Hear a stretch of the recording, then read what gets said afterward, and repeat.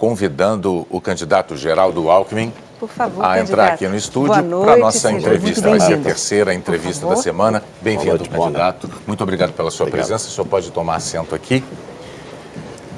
Muito bem. O Jornal Nacional hoje está dando sequência à série de entrevistas ao vivo com os principais candidatos à presidência da República mais bem colocados na última pesquisa Datafolha de intenção de votos.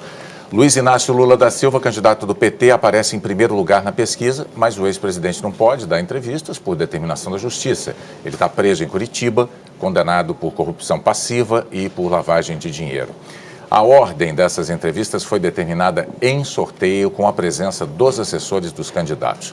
Na segunda-feira esteve aqui Ciro Gomes, do PDT, ontem Jair Bolsonaro, do PSL, hoje é a vez de Geraldo Alckmin, do PSDB, como dissemos, e amanhã Marina Silva, da Rede.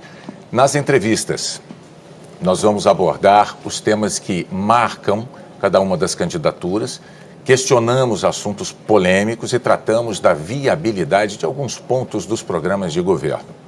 Na semana de 17 a 21 de setembro, os candidatos mais bem pontuados pela pesquisa Ibope ou Datafolha mais recente da ocasião também vão estar no Jornal da Globo. O tempo total desta entrevista é de 27 minutos. Esse tempo não pode ser ultrapassado porque foi esse o tempo dado a Ciro Gomes e a Jair Bolsonaro nas entrevistas de anteontem e de ontem. Ao fim, o candidato terá mais um minuto para dizer que Brasil ele quer para o futuro e o tempo começa a ser contado a partir de agora, Renata. Boa noite novamente, candidato. Eu vou começar... Boa noite, Renata, Bonner, todos os telespectadores. Eu vou começar essa entrevista falando de alianças políticas.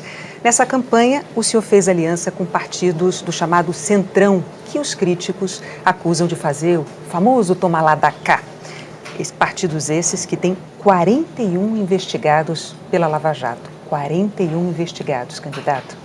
Como é que o senhor explica isso para os eleitores quando as pesquisas mostram justamente que eles querem formas mais republicanas de se fazer política e apoiam o combate à corrupção?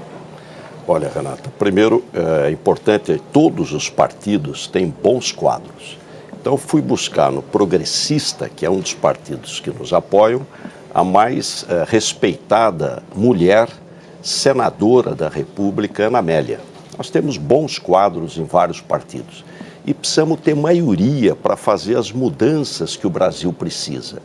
Quem prometer mudanças sem construir maioria é conversa fiada. Ou nós vamos continuar nesse marasmo que está o Brasil, ou nós precisamos fazer reformas. O Brasil precisa das reformas.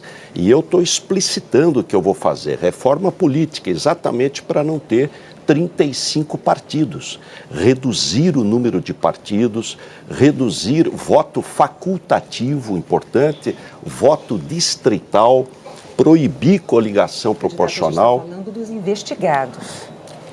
Mas os partidos têm bons quadros. Quem é investigado vai responder por isso. Eu vou dar um exemplo para você. Em São Paulo, o PTB, que foi meu aliado, o secretário da Justiça é do PTB.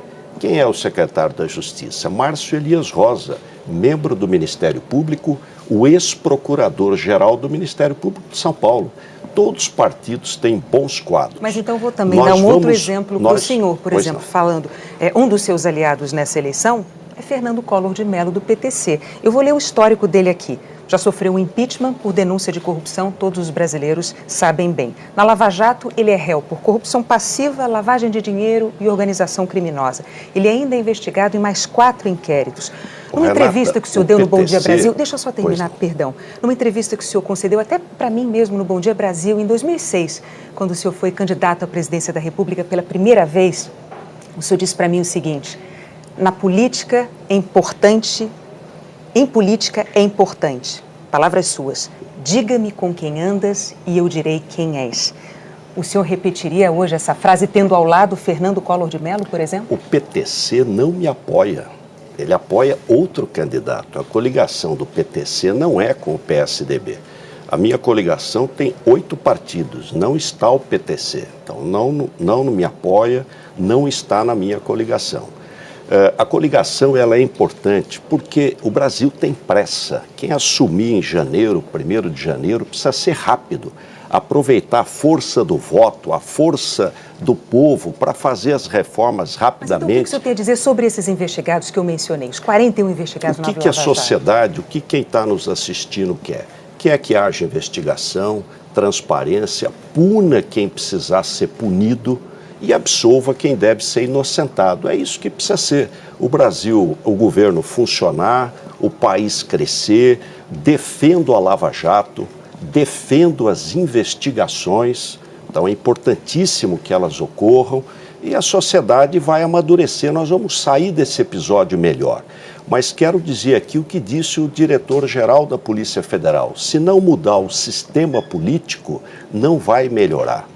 Há um princípio em medicina que diz, suprima a causa que o efeito cessa. O sistema político nosso faliu, não pode funcionar com 35 partidos. Por isso, a primeira reforma que vou fazer é a reforma política. E vou ter maioria, porque o presidente é o líder. Mas ele tem volta a repetir a tal frase, né? Volto a repetir. E vou governar, Renata, com os melhores quadros de todos os partidos que estiverem conosco. Mas então, candidato, o senhor tem dentro do seu próprio partido, diga-me com quem andas e te direi quem és. Dentro do seu partido, o senhor tem Aécio Neves e tem Eduardo Azeredo. Ambos com envolvimento em casos de corrupção. Eduardo Azeredo condenado, cumprindo pena. Aécio Neves tem contra ele uns vídeos muito eloquentes, muito explícitos, né? O senhor tem dito que é a favor da Lava Jato, o senhor é a favor do combate à corrupção. Como presidente do PSDB, por que é que o senhor não pediu, não propôs até agora a expulsão desses dois elementos do seu partido?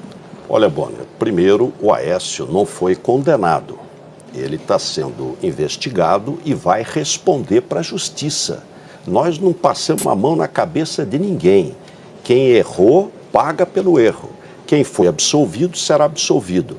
O Eduardo Azeredo, ele já está afastado da política há muito tempo. Mas ele continua integrando o partido. Mas já está afastado da política. Aliás, ele vai sair do PSDB, não precisa nem expulsar. Candidato, não há nenhum incômodo, nenhum constrangimento de manter Eduardo Azeredo dentro do PSDB. Eu tenho que perguntar ao senhor o seguinte, a ética que o PSDB defende com tanta veemência e cobra com tanta veemência de partidos adversários, não vale para os próprios tucanos do PSDB? Vale, e nós não vamos para a porta de penitenciária para contestar a justiça, não transformamos réu em vítima, não desmoralizamos as instituições. E não expulsam um condenado como Aécio Neves era o Azeredo. Presidente do partido, ele foi afastado da presidência do partido. Nunca me passou pela cabeça ser presidente do PSDB. E eu só fui eleito presidente do PSDB porque ele foi afastado. O partido fez o que tinha que ser feito. Afastou, fez nova eleição, elegeu uma nova direção partidária e o Aécio responde na justiça. E Eduardo Azeredo, candidato? O Eduardo Azeredo já está afastado da vida pública há quase 10 anos. O senhor está dizendo, então, como presidente do PSDB, que nem passa pela sua cabeça tomar a iniciativa de pedir a desfiliação, o desligamento dele do seu partido. Ele vai pedir o seu desligamento. Mas eu queria dar uma palavrinha sobre ética, que acho que essa é uma questão central. Eu fui deputado estadual, 2 vezes deputado federal. Poderia estar aposentado, recebendo como deputado, desde os 50 anos de idade. Não recebo 1 centavo. Sim, candidato. A lei, só para concluir, a lei permite. Nem tudo que é legal é ético. E política é uma atividade essencialmente ética. Quem não tem compromisso com a ética tem que estar fora da política. A ética vai permear diversas questões aqui nessa entrevista, né? Pois é, até a propósito disso, 3 delatores de uma empreiteira narram pagamentos de caixa 2 para campanhas do senhor em 2010 e 2014. Um dos delatores, inclusive, dá detalhes de um encontro onde teria sido acertado esse dinheiro ilegal. Ele diz que o senhor entregou a ele um cartão do seu cunhado, recomendando que tudo poderia ter acertado entre os dois, entre o delator e o seu cunhado. Quando confrontado com isso, o senhor sempre diz que não é verdade. Mas o PSDB dá crédito às delações contra políticos de partidos adversários. Por que ela seria falsa para o senhor, com relação ao senhor, e verdadeira para opositores do senhor? Renata, primeiro, total transparência. total compromisso com a investigação. Isso é mentira. As minhas campanhas sempre foram feitas de maneira simples e rigorosamente dentro da lei. Nunca teve cartão nenhum. Aliás, a própria pessoa que fez essa delação, ela nem participou da reunião, ela mesma diz. A minha família, ninguém participa de governo. A minha mulher trabalha comigo há quase 40 anos como voluntária. Então, é importante separar o joio do trigo. Há uma tendência de misturar tudo e não é correto e não é verdade. Os três delatores, nesse caso, contam a mesma história, inclusive um deles dá detalhes disso. Seu cunhado recebeu pessoalmente o dinheiro. O senhor disse, então, que é mentira. É mentira, e por que seria verdade delações contra integrantes de partidos opositores ao senhor? Não estou eu que não estou dizendo. Não, Renata, não estou eu que estou dizendo que é verdade. É a justiça que está dizendo. Nós temos que respeitar a justiça. Sou eu que estou dizendo se é verdade ou não é verdade. O que a sociedade quer? A sociedade quer que as investigações ocorram, que haja transparência, que quem seja inocente seja inocentado, quem seja culpado pague pelo seu erro. É isso que nós queremos no Brasil. É uma prudência que, para os tucanos, o PSDB tem, e não foi tão prudente assim quando os acusados ou delatados eram de outros partidos, tenho que dizer. Não, mas nós sempre respeitamos a justiça, sempre respeitamos a justiça e defendemos a investigação. Nós vamos permanecer nesse terreno da corrupção porque é um tema que no Brasil, infelizmente no Brasil hoje, é um tema que se impõe muito. O seu secretário de Transporte, Laurence Casagrande, está preso, né? Ele é suspeito de fraude e licitação na obra do Rodoanel. Em própria defesa, ele diz que ele tentou evitar o aumento do valor da obra pleiteado pelas empreiteiras envolvidas, porque elas alegavam que havia surgido rochas enormes que dificultavam o trabalho delas.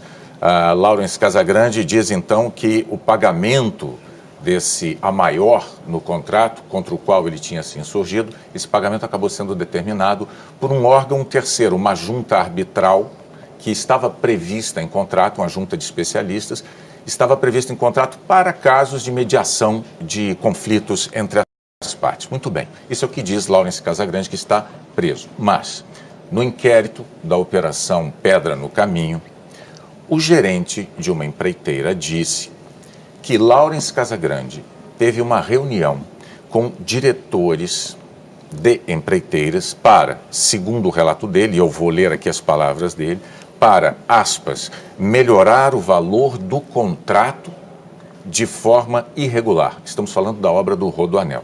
Laurence Casagrande, seu secretário de Transportes. Dizem este mesmo gerente e outros dois funcionários que não havia nenhuma dificuldade extra que justificasse o aumento do valor dessa obra. Isso é criminoso, candidato. No entanto, e é preciso dizer, esse é o relato de testemunhas. Eles não são delatores, são testemunhas.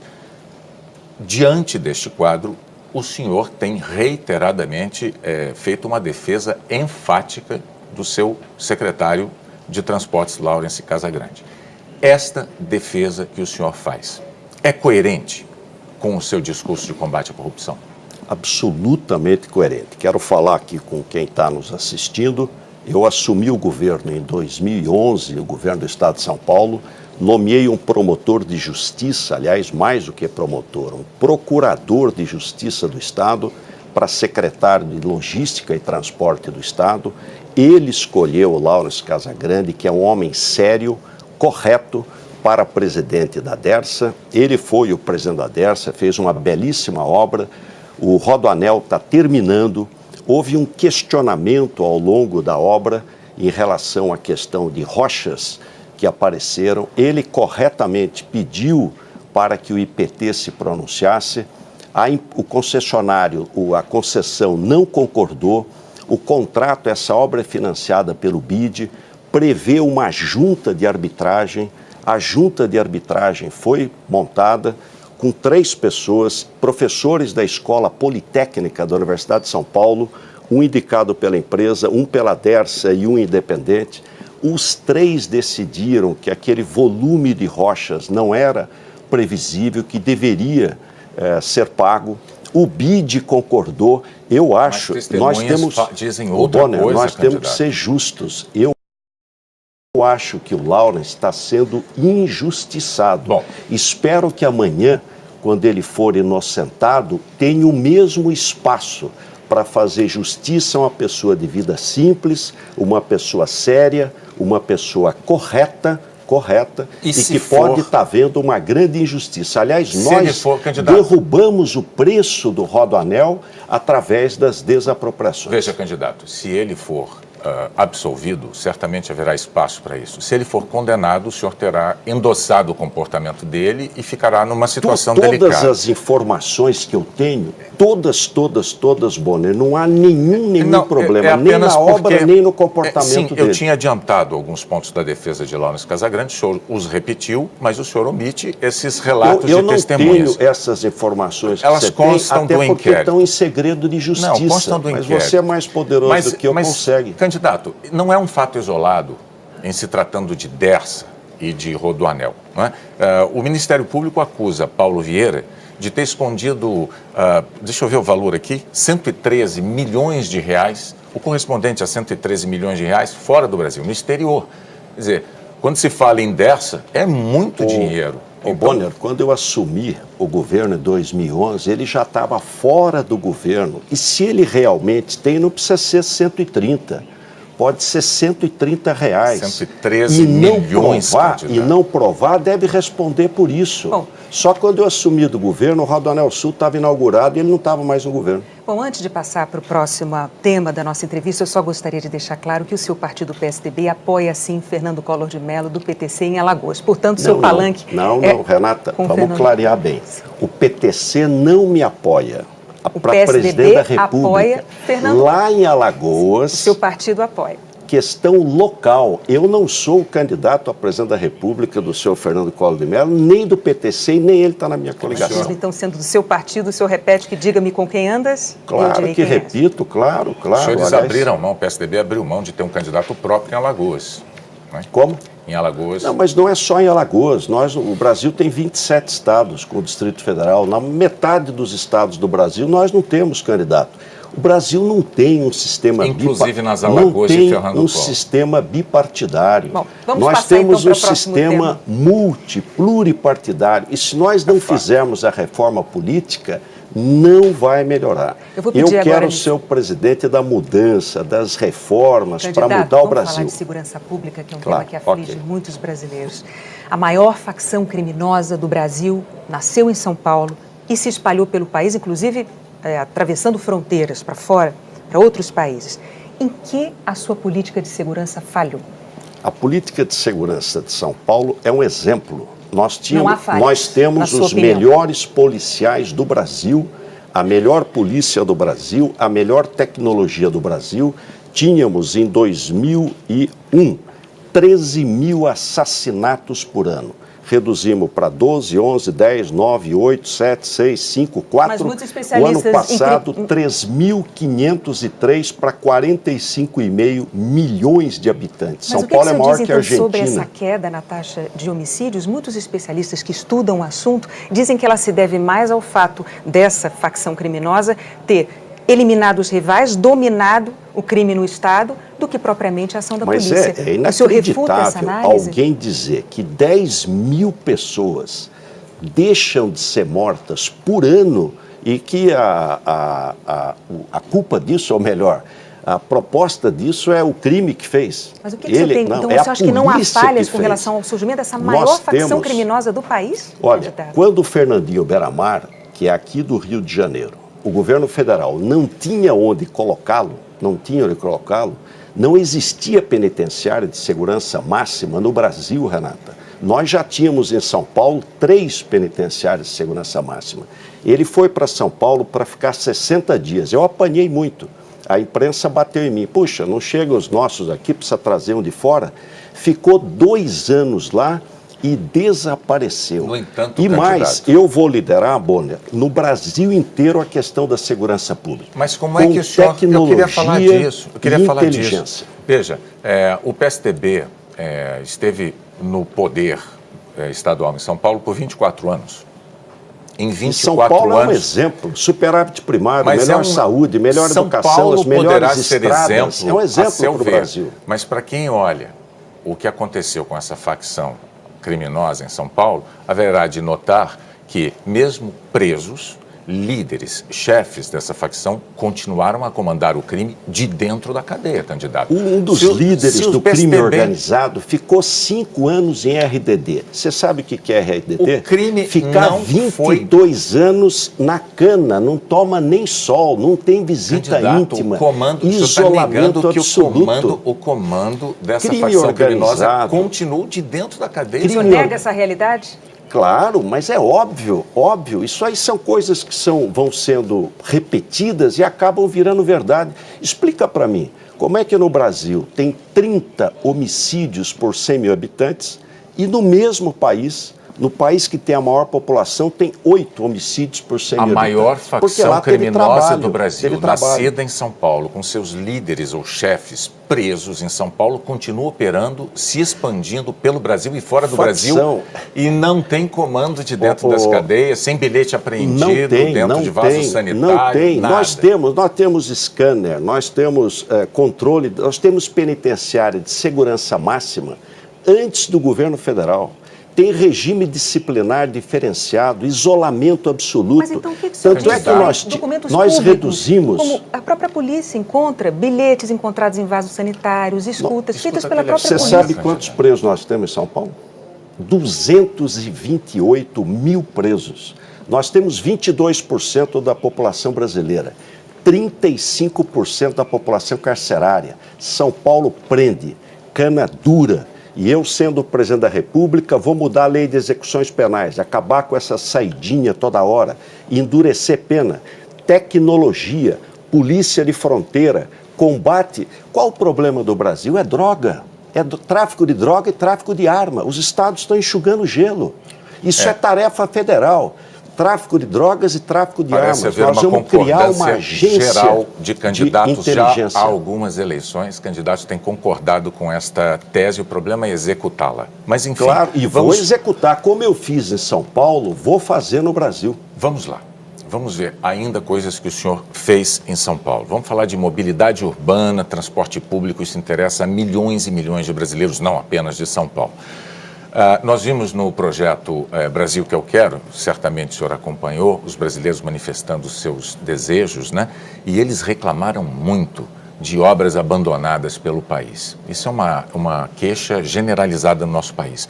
O seu governo deixou de entregar 2 obras de mobilidade muito, muito importantes e de vulto. Uma delas, a linha Ouro do metrô, né? Ela tinha previsão de entrega em 2014. A outra, já mencionamos aqui, o Rodoanel, que começou, o trecho fundamental dele, é uma obra que começou no século passado, 1998, ainda não está concluída. Com esses atrasos, como é que o senhor vai convencer o eleitor de que o senhor vai botar nos trilhos a questão da mobilidade no país inteiro, candidato? Olha, primeiro o Rodoanel foi entregue, o Rodoanel Oeste, interligando 5 autoestradas, o Rodoanel Sul, chegando ao Porto de Santos, Anchieta Imigrantes, de obra, né, o Rodoanel Leste, chegando a saída aqui para o Rio de Janeiro, e o ano que vem entrega finalmente e termina os 180 quilômetros de anel metropolitano. Eu peguei o governo com 60 estações de metrô. Vai terminar o ano com 89. Em 8 anos, em plena crise, sem um centavo de ninguém, nem de prefeitura, nem do governo federal, sozinho, nós fizemos quase 50%. Aliás, quero dizer que depois de amanhã, sexta-feira, mais 4 estações de metrô vão ser inauguradas em São Paulo na linha 5. Estação Hospital Servidor, Estação Hospital São Paulo, Estação Chácara Clabim e Estação Santa Cruz. Então o assunto nós agora é a habitação, candidato. Simultaneamente todas as obras de trem e de metrô. Ok, vamos avançar para a gente poder abarcar o maior número de temas possível. Vamos falar de habitação.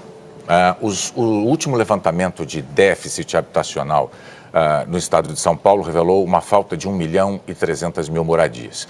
Em 2011, esse déficit era menor.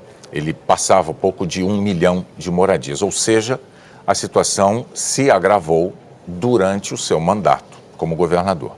Como é que o senhor vai convencer o eleitorado de que o senhor vai enfrentar o problema, a questão da moradia no Brasil inteiro com eficiência, dada essa situação? Olha, primeiro, São Paulo é o único estado do Brasil que investe 1% do ICMS só para moradia. Nós entregamos 120 mil unidades habitacionais, único. Fizemos a primeira PPP do país de habitação para revitalizar o centro de São Paulo, em frente à Sala São Paulo. Construções pelo CDHU, complementamos os recursos do Minha Casa Minha Vida através do Casa Paulista. Mas o déficit, todo o déficit aumentou. Não, mas não é só em São Paulo, no Brasil inteiro.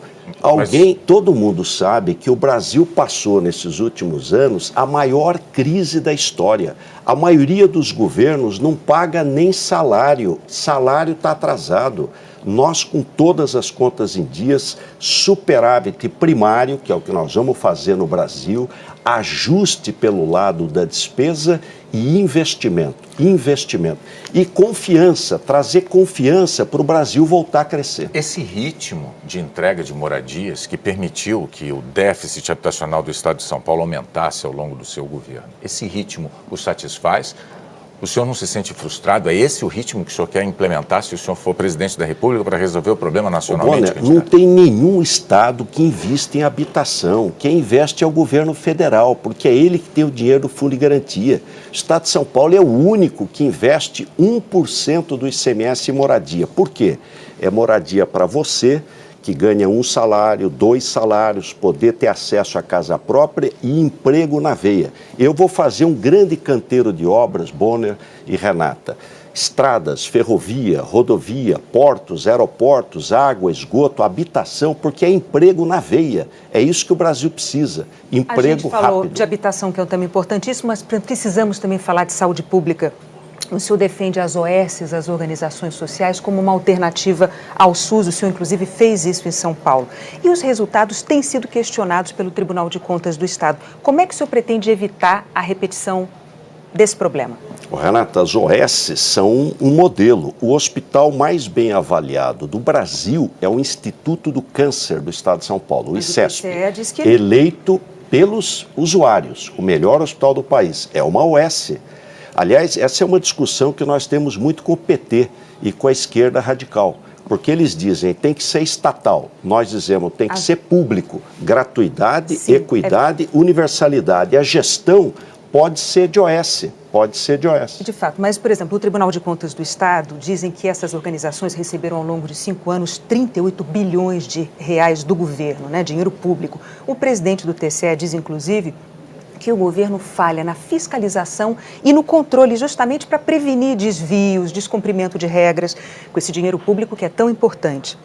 Mas ainda assim, essas organizações todas receberam do governo do Estado de São Paulo os valores integrais do contrato, sem cumprir as metas. É esse modelo, Renata, que o senhor quer replicar nacionalmente? Nós monitoramos e acompanhamos todas as OS. Nós temos as melhores OS. É a Escola Paulista de Medicina. Mas o que você diz sobre essa crítica do Tribunal de Contas? Não, o Tribunal de Contas aprovou por unanimidade todas as minhas contas. Sempre que ele aprova, ele tem recomendações que só nos ajudam a governar melhor. Não dá para cumprir essas recomendações? Dá para cumprir, claro. As OS são permanentemente monitoradas. Nós inauguramos em 8 anos, em plena crise, 16 hospitais novos, 23 AMEs. E é meu dever como médico, eu vou melhorar a saúde no Brasil.